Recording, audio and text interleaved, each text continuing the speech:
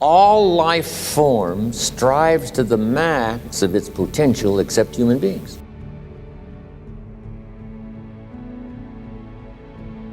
Time is the inexplicable raw material of everything. With it, all is possible. Without it, nothing. The supply of time is truly a daily miracle, an affair genuinely astonishing when one examines it. You wake up in the morning and lo, your purse is magically filled with 24 hours of the unmanufactured tissue of the universe of your life. It is yours. It is the most precious of possessions. No one can take it from you. It is unstealable, and no one receives either more or less than you receive. In the realm of time, there is no aristocracy of wealth and no aristocracy of intellect. Genius is never rewarded by even an extra hour a day, and there is no punishment. Waste your infinitely previous commodity as much as you will, and the supply will never be withheld from you. Moreover, you cannot draw on the future. Impossible to get into debt. You can only waste the passing moment. You cannot waste tomorrow. It is kept for you. You cannot waste the next hour. It is kept for you. Jim Rohn is one of those people who do not need any introduction. He was among the most appreciated entrepreneurs and motivational speakers,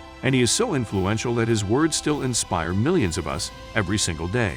He has given tons of wisdom in his lifetime, and one of the best words by Jim Rohn is definitely about him talking about time and its management. He says that time is not what we think it is. He says that time and life are inseparable variables, and life is all about the experiences that you go through, their intensity. He says that these experiences can only be made better with proper time management. Well, Jim was one of the biggest advocates of planning your day beforehand. He says that the best way to start your day is decided by the end of yesterday. Spend some time each night before sleeping to plan your tomorrow, and this will make you even more productive and will make the work even more worthwhile. Of course, you will improvise the schedule when you come across some unplanned events and surprises, but the day should always be planned, and you will see how well you can get your work done.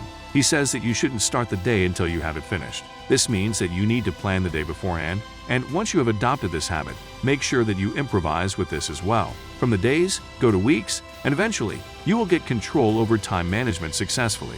Time, key phrase. We all have a limited supply. Life is not just the passing of time. Life is not just the passing of time.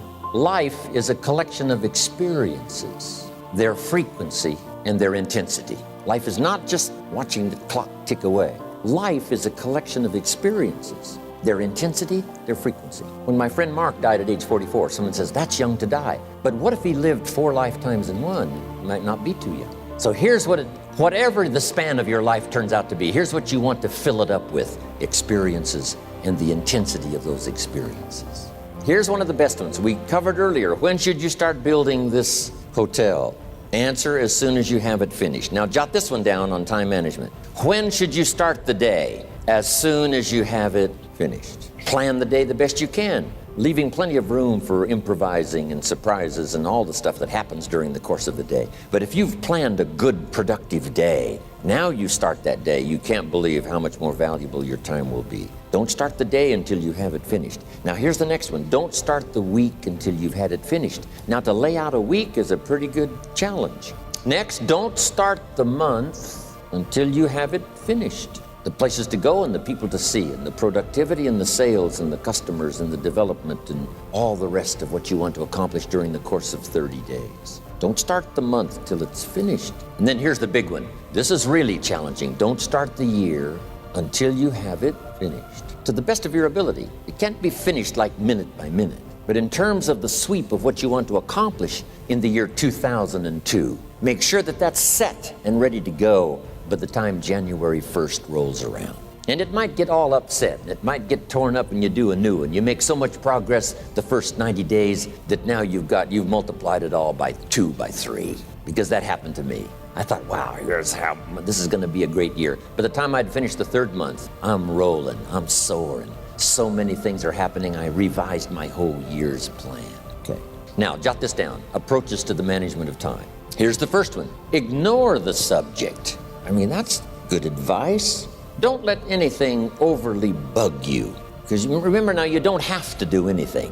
Someone says, well, I got to get a handle on my time. The answer is no, you don't. If you want to let it all go, you can let it all go. I mean, this is good advice. Somebody says, you ought, you ought, you ought. Jot this down. Ignore all the you oughts or you should. Only if they're giving general information. We should. It's better to say if you're teaching, we should. Not you should, we should. Then you let me listen in without it being too confrontational. If everyone did this, see, that'd be great. And then you give a person a chance to choose to do it or not to do it. But when you start the you ought, now see if I don't, now see we got some tension and maybe some problems. So you oughts seem to always create problems. When you're talking to your kids, you say, no, if kids would do this, not always saying if you did this, life would be better, but if kids did this, life would be better.